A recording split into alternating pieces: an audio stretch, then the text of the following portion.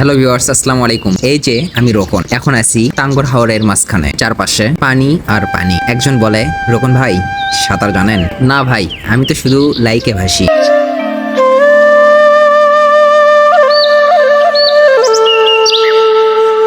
আকাশে মেঘ জমিয়ে ভাব নিচ্ছে, বৃষ্টি দিবে, আর সূর্য মিটিমিটি হাসতেছে। পুরো সিনেমা সিনেমা নাগে ভাই।